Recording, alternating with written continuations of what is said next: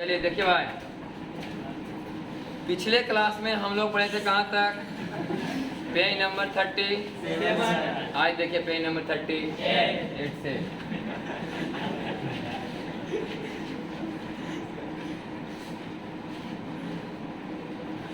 ये सब टॉपिक है एक तरह का। आज हम पढ़ाने जा रहे हैं आपको हीटिंग इफेक्ट ऑफ करेंट। 3 प्रभाव 4 प्रभाव हम लोग पढ़ेंगे। आज पढ़ने जा रहे हैं हीटिंग इफेक्ट ऑफ करेंट, धीरे धीरे पढ़ेंगे थर्मल इफेक्ट ऑफ करेंट, फिर पढ़ेंगे केमिकल इफेक्ट ऑफ करेंट, फिर पढ़ेंगे magnetic effect of current. 4 effect पढ़ाया जाए, लेकिन सभी 3 टॉपिक है। आज के टॉपिक हम लोग का heating effect of current. Heating effect of current क्या समझिएगा पहले। मान लिया जाए कि, ध्यान सुनो सब पहले, कि V वोल्ट का कोई बैटरी है, V वोल्ट का कोई एक बैटरी है जिससे कोई प्रतिरोध जुड़ा हुआ है। कै ओम का? R ओम का। क्या वोल्ट के बैटरी से? अगर आप पीछे कुछ कहानी को अच्छा से समझते होंगे तो आपको बता दें कि अगर आप चाहें तो इसका कनेक्शन आप ऐसे भी दिखा सकते हैं, कोई बड़ा बात नहीं है। क्या कोई दिक्कत? समझ आया कि नहीं? हम लोग पढ़ते ना EMF। हाँ, अगर ऐसे दिखाएंगे तो ऐसे भी दिखा सकते, कोई दिक्कत नहीं। किधर है कि नहीं? अगर आप यहाँ भी के जगह E दिखाना चाहते हैं तो E दिखाइए, कि बगल में वाव दिखाइए, आ रहा हूँ, सही ना? और अगर इसको एक बार में दिखाना तो क्या दिखाइए? E मतलब V बराबर क्यों, एक तरह से V बराबर निकल है E माइनस आई आर। पीछे पढ़ा होगा ना? V बराबर E माइनस आई आर। वास्तव में यहाँ कितना करंट जा रहा है? I बराबर E बटे R प्लस R। सही है? और इसके हिसाब से देखो तो यहाँ भी करंट कितना जा रहा है? I। और I बराबर यहाँ के हिसाब से होगा V बटे R। लेकिन दोनों मान क्या है? सेम। E बटे R प्लस R बोलिए, चाहे V बटे R बोलिए, बात बराबर है कि नहीं? E बटे R प्लस R बोलिए, चाहे V बटा R बोलिए, बात बराबर है। समझ आ रहा है कि नहीं? यहाँ पर I बराबर होगा E बटे R प्लस R। जैसे लिखो लेने की I बराबर I R plus I R. तो यह वाला आई आर का ना V का है, आई आर प्लस V। तो हम बोल रहे कि जो वोल्टेज वो वाला है जिसको सप्लाई मिला, इतना है जो अंदर में बैटरी खुद खा गया, और पूरा वोल्ट कितना था? E। तो वही तो लिखे हैं V बराबर आई आर, V बराबर आई आर। सही कि नहीं? खैर यहाँ से सवाल शुरू नहीं किया हुआ है, लेकिन पीछे चूंकि हम पढ़ाए तो इसलिए रिविजन टाइप से कराएं। अब यहाँ से ध्यान समझिएगा, तो यहाँ से करंट चल रहा है ना, आई करंट। हाँ, यहाँ से आई करंट चल रहा है करंट एकदम। करंट चलने का मतलब है कि इधर से पॉजिट्रॉन चल रहे हैं, इधर से हम लोग कौन मान के बनाएंगे? आसान रहेगा एकदम। तो मान लो कि ऐसा करंट लगातार चलता रहा T सेकेंड तक। कितना सेकेंड तक? तो T सेकेंड में कितना चार्ज प्रवाहित होगा? IT ना? T सेकेंड में कितना चार्ज प्रवाहित होगा? I बराबर क्यू बाई I बराबर क्यू बराबर IT। बुझाया कि नहीं? I बराबर न होगा क्यू बाई टी। क्यू बराबर क्या होगा? मतलब 30 सेकेंड में हमने यह देखा कि यहाँ से क्यू चार्ज निकला और यहाँ से क्यू चार्ज आया। सही है? अब इस कहानी को थोड़ा सा समझते हैं। मैंने कि यहाँ से क्यू चार्ज निकला और इधर से क्यू चार्ज आया। कितना देरी में? तो T सेकेंड में इस बैटरी ने कितने चार्ज को एनर्जी दिया है? क्यू चार्ज को। पहले सुना तो थे ने, इधर से चार्ज आता है, एनर्जी बैटरी से उठाता है, इसको दे देता है, फिर इधर से खाली आता है, फिर बैटरी के अंदर घुसता है, फिर बैटरी से एनर्जी उठाता है, फिर यहाँ से निकलता है।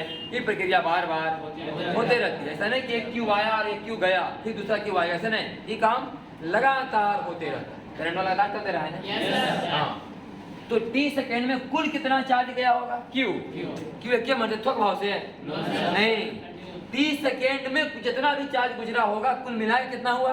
क्यू। दिखाया गया ऐसा क्यू कि T सेकेंड में क्यू चार्ज गया होगा। ऐसा नहीं कि मतलब क्यू चार्ज निकला है क्या गया? ऐसे नहीं। चार्ज तो धीरे धीरे जा रहे होंगे। चार्ज का मतलब पॉजिट्रॉन, चार्ज का मतलब हाँ, पॉजिट्रॉन जा रहे होंगे, आ रहे होंगे, जा रहे होंगे, आ रहे होंगे एकदम। T सेकेंड में कुल मिला के जोड़ा जाए तो कितना चार्ज निकला? क्यू। अब देखो अगर V वोल्ट का बैटरी तो यहाँ क्या है? वोल्ट। यहाँ तो चार्ज गुने 0 बराबर 0 और चार्ज गुने V बराबर, मतलब इनिशियल पोटेंशियल एनर्जी बराबर और फाइनल पोटेंशियल एनर्जी बराबर। तो बैटरी ने कितना काम किया? वर्क डन बाई बैटरी बगड़न भाई बराबर फाइनल पोटेंशियल एनर्जी माइनस बराबर।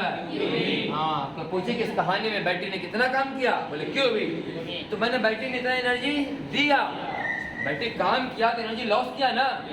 आप काम करते हैं क्या करते हैं, अपना एनर्जी लॉस करते हैं, तो बैटरी काम किया तो बैटरी अपना एनर्जी लॉस किया, कितना एनर्जी लॉस किया, कार्य का मात्रक जूल, कार्य का मात्रक तो बैटरी ने कितना एनर्जी लॉस किया, जूल, बैटरी ने कितना एनर्जी लॉस किया, क्यू बराबर क्यू मिला के अच्छा से लिखो तो वी आई टी लिख सके कि नहीं, क्यू भी लिख सके और वी आई टी भी, क्या वी बराबर आई यार, V बराबर आई आई मिलके आई स्क्वायर आर टी भी लिख सके कि नहीं, हाँ Q भी लिख सके है, Q की आई टी लिख देवे तो V आई टी लिख सके है, इसलिए ना अब V बराबर आई आर तो आई गुने आई स्क्वायर आर, और आई बराबर अगर लिखेंगे V बटे आर तो जगह V स्क्वायर बटे आर गुने T। चारों फॉर्मूला आपको याद होना चाहिए, Q भी V I T I square R T और वी स्क्वायर बाई क्या का फॉर्मूला निकला, बगड़न भाई बैटरी का, बगड़न भाई मैंने बैटरी ने इतना एनर्जी सप्लाई दिया किसको, रेजिस्टेंस को, बैटरी ने एनर्जी किसे भेजा, आर को है बीच में कोई चीज, इस पूरे कहानी में दो ही चीज, बैटरी का रेजिस्टेंस, तो बैटरी की एनर्जी किसको दिया, तो रेजिस्टेंस इस एनर्जी का क्या किया, रेजिस्टेंस ने इस एनर्जी को लेकर क्या किया, बोले गर्म हो गया, तार के बाद तार ने इस एनर्जी को लेकर क्या किया, गर्म हुआ तार, हीट में चला गया एनर्जी, कहाँ चला गया, हीट में। देखो ना बॉल में क्या होता है, फिलामेंट में क्या तारे लगा लेना, हम लोग देते हैं फिलामेंट में जलता ताकि बॉल में हीट हो रहा है ना भाई, वो तो बात अलग है कि जल रहा है तो लाइट भी आ रही है कि नहीं। आप हीटर के बारे में सोचिए भी क्या कोयले है ना, तार लगा हुआ है, यहाँ से जुड़ते हैं तार गर्म हो जाता है, सब है कि नहीं।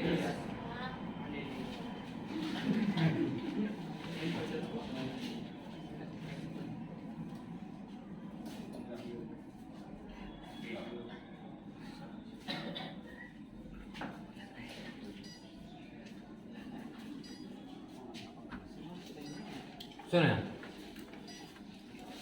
तो बैटरी ने कितना एनर्जी दिया, क्यू भी या वी आई या आई स्क्वायर या V square by R T, कौची में जूल में, आई एनर्जी किसने लिया, किस रूप में, हीट में, कितना में, इसी को बोला गया हीटिंग इफेक्ट ऑफ करंट। इस पूरी घटना क्या बोला गया, हीटिंग इफेक्ट ऑफ। तो अगर पूछे कि बर्डन भाई बैटरी, तो यही लिखा जाएगा किस चीज में, जूल में, या तो कर पूछे कि हीट बराबर बोलो फिर भी यही लिखा जाएगा जूल में, ये दोनों का फॉर्मूला है, बर्डन भाई बैटरी का भी और हीट का भी, लेकिन चूंकि जनरली हीट लिखाता है कैलोरी में, क्या लिखाता है, इसलिए हम लोग क्यूबी में 4.2 से, वी आई टी में 4.2 से, या आई स्क्वायर आर टी में 4 या वी स्क्वायर बटा आर टी में 4 भगा दे देंगे तो क्या आ जाएगा, कैलोरी में। जूल को कैलोरी में बदलने के लिए 4.2 से भाग दिया जाता है, क्योंकि एक कैलोरी बराबर 4.2 जूल, एक कैलोरी बराबर 4.2 जूल, तो जूल को कैलोरी में बदलने के 4.2 से भागा दे दिए। अगर हीट पूछे तो ऐसे निकालो, बर्फ पूछे तो ऐसे निकालो, बात तो दोनों सेम है। इसे बोला गया हीटिंग इफेक्ट ऑफ करंट। पूरा कहानी समझ आया कि नहीं, बाकी सुनाते हैं। When electric current is flowing through a conductor, then it becomes hot, which is called heating effect of current. कि जब किसी चालक से होकर विद्युत धारा प्रवाहित होती है तो वह गर्म हो जाता है, इसे विद्युत धारा का निष्क्रिय प्रभाव कहते हैं। बाकी सब वही जो हम पढ़ाएं, पेज नंबर 39 आप निकाल लीजिए, पूरा बात लिखा हुआ होगा, है लिखा ना, ऊपर में बर्डन और नीचे में हीट लिखा हुआ है कि नहीं, बर्डन और नीचे में हीट। यहाँ तक क्लियर, मिटाएं इसको, आगे देखिए। तो फार्मूला पर ध्यान दीजिएगा, बर्डन बाई बैटरी को ले, चाहे हीट प्रोड्यूस्ड इन किसमें, रेजिस्टेंस की तार में कितना हीट प्रोड्यूस हुआ तो भी यही फार्मूला लगेगा। अब बर्डन बाई बैटरी बोले भी तो यही फार्मूला, क्या फार्मूला करना हम लोग को, 4 को, क्यू भी V I T I square R T और V square by R T, इस कौन सी में, जूल में। अगर 4 से भागा दे तो कैलोरी में। हम लोग का जो बिजली बिल आता है वो किस चीज में आता है, 1 यूनिट का मतलब होता है 1 किलोवाट आवर, लिखल। तो एक मतलब एक, किलो मतलब हजार, और वाट का मतलब होता है जूल बटा सेकेंड, और आवर का मतलब 3600 सेकेंड, 3600 सेकेंड। समझ कि नहीं? अगर आप वाट समझना चाहते हैं थोड़ा सा पहले समझ लीजिए किसका फार्मूला है। Work done by battery, work done by battery, या बोले तो हीट प्रोड्यूस्ड इन डिस्टेंस। हाँ, डिस्टेंस में कितना उष्मा पैदा हुआ या बैटरी ने कितना काम किया, दोनों का सेम फार्मूला है। बशर्ते अगर वर्क पूछे तो जूल में लिखा जाएगा, और हीट पूछेगा तो कैलोरी में, उसी में 492 से भागा दे देंगे। लेकिन आपको एक बात का पता होगा कि पावर का फार्मूला होता होगा वर्क वाई का, ये पता है कि नहीं? पावर बराबर वर्क वाई, तो वर्क का मान VIT रखो और उसमें टाइम से भागा दो तो क्या आएगा? I स्क्वायर RT में टाइम से भागा दो तो, अब V स्क्वायर बाई RT में टाइम से भागा दो तो। इस तरह से पावर का आप लोग तीन फार्मूला जरूर याद रखिएगा। VIT नहीं, VI, I स्क्वायर R और V स्क्वायर बाई R, तीन फार्मूला पावर का याद रखिएगा। सही ना? कौन कौन? VI, I square R, V square by R। Formula किसका है? पावर का। मात्रक क्या होगा इसका? जूल पर, इसी को हम लोग क्या बोलते हैं? वाट। यही वाट बराबर लिखा गया है जूल पर सेकेंड, जूल पर, और सेकेंड से सेकेंड आ गया 36 गुने 10 के पावर 5 जूल। आया कि नहीं? इसको लिख सकते हैं 3.6 गुना 10 के पावर 6 जूल। इसका मतलब 1 यूनिट का मतलब 3.6 गुने 10 के पावर 6 जूल। 1000 वाट अगर 1 घंटा हम लोग जलाएंगे तो हमारा बिजली बिल 1 यूनिट आता है। 1000 वाट का मतलब समझ लो कि 100 वाट का 10 बॉल। लड़का बोला 100 पीला बॉल होता है ना, 100 वाट का कै बॉल? 10 बॉल जलाओ कै घंटा? तुम्हारा बिजली बिल 1 यूनिट उठ जाएगा। तो एक मोटा मोटी हम लोग पता कर सकते हैं कि हमारा बिजली बिल सही आ रहा है कि गलत आ रहा है। कई पंखा चला रहे हैं, कई बॉल जला रहे हैं, मोटा मोटी जोड़ लो कई वाट हुआ है कि नहीं? अब कई घंटा हम लोग जलाते हैं दिन भर में, बिजली बिल सही आ रहा है गलत आ रहा है, सबको अपना अपना अंदाजा लग सकता है घर में। समझ है कि नहीं? कुल वाट जोड़ लीजिए कि कई वाट का हमारे घर में लोड है, समझ है कि नहीं? और हमें 1000 से भागा दीजिए। अब हमने कई घंटा चलता है ये भी जोड़ लेना है, कई घंटा चलता है, 1000 से भागा दो, बोलो उतना यूनिट। समझ है कि नहीं? किलो वाट आवर, इसको बोलते हैं क्या? 1 यूनिट। 1000 वाट अगर 1 घंटा जले तो कितना उठेगा? 1 यूनिट। मैंने 100 बोल का बोलवा नहीं, 10 बोल का बोलवा 1 घंटा 100 वाट के रोए ने, तो 10 बोले 1000 वाट, 1 घंटा अगर जलेगा 1 यूनिट तुम्हारा बिजली बिल। क्लियर हुआ कि नहीं? यहाँ तक क्लियर? अब ध्यान सुनिए, यहाँ बहुत जगह सवाल। पावर का फॉर्मूला क्या बात करना है हम लोग को? कौन कौन? I स्क्वायर R और V स्क्वायर बाई। लेकिन हम आपको क्या और सिखा रहे हैं, अगर सीरीज कॉम्बिनेशन का बात कभी कभी हो और किसका बात हो, तो सीरीज कॉम्बिनेशन में क्या सेम होता है? कौन? I, और पैरेलल में इसका बात समझ में आता है कि नहीं? पैरेलल कॉम्बिनेशन में अगर ढेर सारे प्रतिरोध लगा दिए जाएं तो सभी प्रतिरोध का पोटेंशियल डिफरेंस का मान, और सीरीज कॉम्बिनेशन में अगर ढेर सारे प्रतिरोध लगा दिए जाएं तो क्या समान होता है? करंट। सही कि नहीं? तो जब कभी मान लिया जाए कि सीरीज कॉम्बिनेशन में 15 को बॉल लगल है, आप पूछे कि बता अगर में से कौन बॉल ज्यादा पावर देगा? सबसे पहले सीरीज में कितना बॉल लगा है? 15 बॉल लगा लो सीरीज में, सब अलग अलग बॉल। तुमसे पूछे कि बताओ 15 बॉल में से कौन बोला बॉलवा ज्यादा पावर देगा भाई? तो फॉर्मूला तुम लगाना, पावर बराबर I स्क्वायर R वाला। कौन वाला? बोले ये वाला काहे लगाएंगे? ये वाला इसलिए क्योंकि इसमें करंट क्या है? जब करंट कांस्टेंट तरली से कहना P समानुपाती यार, तो समझ जीवो क्यों जकर प्रतिरोध ज्यादा और सला वाला ज्यादा पावर देता है है कि नहीं? ये फॉर्मूला लगाने से फायदा हुआ क्योंकि सीरीज कॉम्बिनेशन में करंट क्या होता है? सेम। ये फॉर्मूला लगा दे पावर वाला में सीरीज वाला में सरलम करंट है यानी भी वाला बात है। जमेला खराब हो जाती कि नहीं? तो जे जैसे नौकरी लगाओ, सीरीज कॉम्बिनेशन में करंट सेम होता है तो पकड़ के लाए सारे फॉर्मूला को कि रम करंट बस सेम रहेगा सब में, तब P समानुपाती किसका हो जाएगा? R का। इसका मतलब सीरीज कॉम्बिनेशन में जिस बॉल का प्रतिरोध ज्यादा होगा वो बॉल ज्यादा पावर देगा, है कि नहीं? ज्यादा लाइट देगा, और जिस बॉल का प्रतिरोध कम होगा वो बोला कम लाइट देगा। Series combi. लेकिन पैरेलल में जब लगाना हो तो क्या लगाना चाहिए? V स्क्वायर बटा R वाला फॉर्मूला, क्योंकि इसमें V सेम होता है ना, तो बोलेगा P समानुपाती। हाँ, पैरेलल कॉम्बिनेशन में वो वाला बॉल ज्यादा लाइट देगा जिसका प्रतिरोध का मान तो पावर क्या देगा, अब प्रतिरोध ज्यादा होगा तो पावर कम। तो घर में जो कनेक्शन कैसा होता है, पैरेलल की सीरीज, पैरेलल की सीरीज पैरेलल। तब ने बोले थे कि एक बॉल खराब हो गया तो भी कोई असर, सब बॉल चलते रहेगा। सीरीज कॉम्बिनेशन में लगातार जोड़ते हैं, बीच चला जहाँ खराब हो समूचे बंद, है कि नहीं। तो घर में कनेक्शन क्या होता है हम लोग का, पैरेलल। तो पूछेगा सवाल कि बताओ कौन मेरा बल्ब ज्यादा लाइट देगा घर में, जिसका रेजिस्टेंस कौन जल्दी फ्यूज होगा, कम ही होगा। अब ज्यादा पावर देर ले हुए तो पहले वही ब्लास्ट करते है कि नहीं। अब ज्यादा पावर को लेने की खूब बोला चमके तो चमके ना बोला ज्यादा फ्यूज करते भैया। हाँ, जिसका रेजिस्टेंस क्या होगा कम, वही जल्दी फ्यूज भी होगा। समझ में है कि नहीं। तो इस तरह से दो चीज समझ में आया कि सीरीज कॉम्बिनेशन में उबला बल्ब ज्यादा पावर देगा जिसका रेजिस्टेंस ज्यादा होगा, और फ्यूज भी वही पहले होगा जो पावर ज्यादा दे रहा है। पैरेलल कॉम्बिनेशन में उबला बल्ब ज्यादा पावर देगा जिसका प्रतिरोध का मान, और फ्यूज भी वही पहले होगा जिसका प्रतिरोध का मान कम है। बुझाया कि नहीं। ज्यादा पावर वाला बॉल में फ्यूज होगा, ज्यादा चमकीला लग रहा है, साला फ्यूज होने के चांस जाता है। समझ आ रहा है कि नहीं। एक बात और समझा रहे लास्ट, किसी भी बल्ब के बारे में कभी कभी डायरेक्ट नहीं चल रहेगा कि बल्ब कई ओम का है, तब लिखा हुआ बोला पर कई ओम के बॉल है नहीं। थोड़ा मान लिया जाए, सुनिए पहले, तुम सीरीज कॉम्बिनेशन में 15 को बॉल लगा दिया ताकि 15 बॉलों पर प्रतिरोध लिखल है नहीं, वो हमरे निकाले पड़ता है।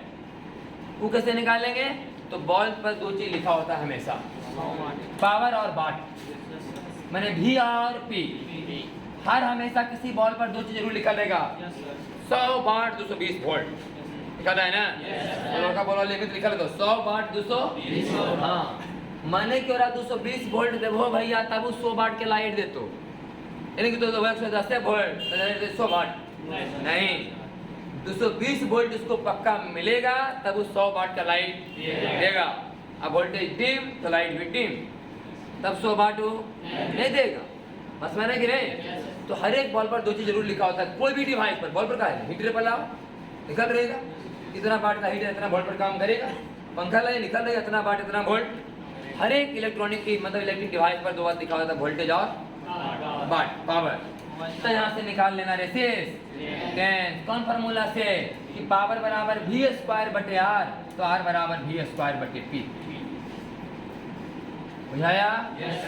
जब भी किसी बॉल पर जो लिखावट है कि 100 वाट 220 वोल्ट, ये मत समझ जाना कि बॉल 100 वाट दे रहे हैं, नहीं। अगर किसी बॉल पर लिखा हुआ है 100 वाट 220 वोल्ट, इसका मतलब कि 100 वाट दे रहे, लिखा है कि 220 वोल्ट से जोड़ने तब 100 वाट देगा। बस में कि नहीं।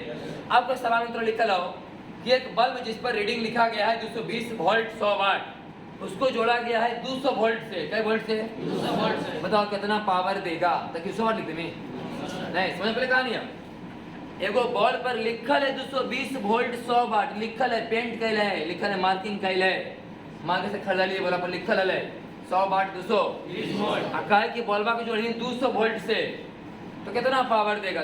तो देगा 100 वाट। पहले क्या करेंगे हम लोग, रेसिस्टेंस निकाल लेंगे वो लिखलका से 100 वाट 220 वोल्ट से 220 गुने 220 बटे 100 बराबर 484।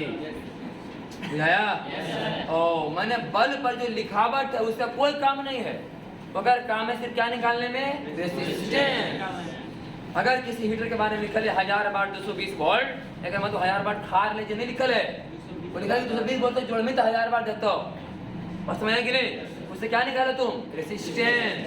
220 गुने 220 बटे 1000, बॉल का 220 गुने 220 बटे 100, 1000 होती बॉल के पेपर लाइट जला रही है। 220 गुने 220 बटे 100 बॉल का क्या निकल गया, उससे आर निकल गया। अब सवाल में दे ले कि मैंने कितना वोल्ट से, 200 वोल्ट से जोड़ा गया। सवाल लिख लेने, मैंने समझी कि 484 ओम को कितना जोड़ा गया। आप फिर से निकाल रहे हैं, पावर बराबर V² बटे R, V² 200 गुने 200, अब R का मान 400, यहाँ से निकल गया 484 ओम। बात समझ आया कि नहीं। तो किसी भी बल्ब पर जो रीडिंग रहता है वास्तव में यूज नहीं हो रहा है, उसे क्या निकालो, R, बस उसका काम खत्म। किसी भी बल्ब का जो रीडिंग लिखा होता है, किसी बल्ब का क्या, किसी भी इलेक्ट्रिक डिवाइस का जो रीडिंग लिखा हो उस पर, वो कभी कोई काम नहीं कर रहा है। वो लिखा गया कितना वोल्ट देने तो इतना वाट का ही काम ले करेगा, इतना वाट पावर देगा, इतना पावर खाएगा, और उतना वोल्ट से हम जोड़ने के लिए पावर खरीदा है। तो वो जो डाटा उससे क्या निकाला जाएगा, हमेशा आर, हमेशा आर निकालो फॉर्मूला लगा करके। हाँ, जब आर निकल जाए और बाद देखिए कि लिखल कितना वोल्ट से जोड़ा गया, और अपन लिखल है 220 वोल्ट, अलग बात है, जोड़ा क्या वोल्ट से गया वो देखो। माने 220 वोल्ट लिखल है और उसको जोड़ा गया 200 वोल्ट से, तो पावर देगा 100 वाट नहीं, तब लिखना पड़ेगा 200 गुने 200 पावर बराबर, पावर बराबर 200 गुने 200 बटे 400। अब कहाँ से 484 कहाँ से आया, उस पर जो रीडिंग में लिखा गया था उसमें से 484 या 220 गुने 220 बटे 100 से। लेकिन वोल्टेज जो निकाले हम लोग तो 200 वोल्ट नहले 200 वोल्ट से जोड़ा गया। अब जो पावर यूज करेगा वो खाएगा वो 220 गुने 220 बटे ई, 200 गुने 200 बटे कितना 480। बात समझ में आया कि नहीं। कभी कभी पानी का बिजली बिल निकालने का रहता है कि 2 बाल्टी पानी गर्म की कितना बिजली बिल आएगा। उसके लिए नीचे में मान लिखा गया है कि पानी का स्पेसिफिक हीट कितना होता है 4200 जूल पर किलोग्राम पर केल्विन। याद रखना, समझा कि नहीं, 4200 जूल पर किलोग्राम पर केल्विन। निकल लो कि नहीं, मैंने ऐसे आकर में से सुन ले कि 1 डिग्री सेंटीग्रेड बोलो चाहे 1 केल्विन बोलो, बात बराबर है। 1 डिग्री सेंटीग्रेड या 1 केल्विन, अगर 1 किलो पानी को, कई किलो पानी को 1 किलो पानी को 1 डिग्री सेंटीग्रेड या 1 केल्विन गर्म करने में कितना जूल जाता है, इतना खाली थोड़ा याद रहना चाहिए बस, कि 1 किलो पानी को 1 डिग्री गर्म करने में 4200 जूल ऊष्मा खपत।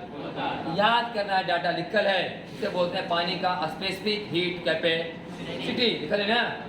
हमें फायदा क्या लो, अब सुनिए तो पहले तो कहता हूँ कि 10 किलो पानी गर्म करना है, 10 किलो कितना गर्म करना है, तो कहता हूँ कि हले 0 डिग्री पर रखा लाना है, कई डिग्री 100 डिग्री, मैंने 10 किलो पानी गर्म करना है कई डिग्री 100 डिग्री। बनाए चुके के नियम से 1 किलो पानी को 1 डिग्री गर्म करने में 4200 जूल ऊष्मा लगता है, तो 10 किलो पानी को 1 डिग्री गर्म करने में 4200 गुना 10 ना, 1 किलो पानी को 1 डिग्री गर्म करने में 4200 जूल लगता है, तो 10 किलो पानी को 1 डिग्री गर्म करने में 4200 गुने, तो 10 किलो पानी को 100 डिग्री गर्म करने में 4200 गुने 10 गुने 100, उतना जूल आ गई ना। अच्छा, जितना जूल है तो ओकरा में भागा देनी अपना से, तो निकल जाएगा यूनिट, क्योंकि इतना जूल में 1 यूनिट। अब तोरा जय जूल खपत होले ओकरा में भागा करके निकल जते यूनिट। आप क्वेश्चन हम दे रहे थे कि 5 रुपये यूनिट, 7 रुपये यूनिट, 10 रुपये यूनिट। अब जय यूनिट है ओकरा रुपये से गुना करें, बिजली मिला गए। मुझे आया कि नहीं, याद करना पहले बहुत जरूरी है कि 1 किलो पानी को, पानी रहे चाय रहे दूध रहे सब की कहानी है, क्योंकि चाय के अलग गर्म और पानी के अलग, दूध के अलग, सबके 4200 का मान के बनाना है। तो याद रखिएगा 1 किलो पानी को 1 डिग्री गर्म करने में कितना ऊष्मा 4200 जूल ऊष्मा लगता है। बाकी देख ले अपना कि 10 किलो पानी गर्म करे थे कि 4 बाल्टी पानी गर्म करे थे। कभी कभी पानी का किलो में तो आयतन दे रहा है, कि दे रहा है, तो फिर किलो निकाले पड़ो तोरे मास बराबर कौची डेंसिटी बराबर मास बटे वॉल्यूम, तो मास बराबर डेंसिटी गुना वॉल्यूम, बुझा कि नहीं। तब करेगा तो 20 लीटर पानी, चला 20 लीटर मैंने 20 किलो पानी के केस में लीटर और किलो क्या होता है सेम, याद रखना। पानी दूध और इसके बारे में चर्चा रहेगा ना, चाय के बारे में, तो जय लीटर मैंने उतने किलो पानी में से सब में है, पानी का डेंसिटी 1000 होता है ना, इसलिए पानी जय लीटर होता है उतने किलो भी होता है, इससे कोई टेंशन भी नहीं। तो बोला 10 लीटर पानी है, इसमें 10 किलो पानी, बुझाए कि नहीं। अब फिर है ना कई डिग्री गर्म करना है, माने 15 डिग्री गर्म करना है, तो 10 किलो पानी के 15 डिग्री गर्म करने कितना होते 4200 गुने 10 गुने 15, बोले ना, इतना जूल निकल के आ गया। और जूल में भागा देकर से 3.6 गुने 10 से तो क्या मिलता है यूनिट में। आज यूनिट है हो तो बिजली बिल के दर निकल रहा है 50 पैसे 5 रुपये 7 रुपये निकल रहे ना, गुना करना कई रुपये बिजली बिल आएगा, निकल गया।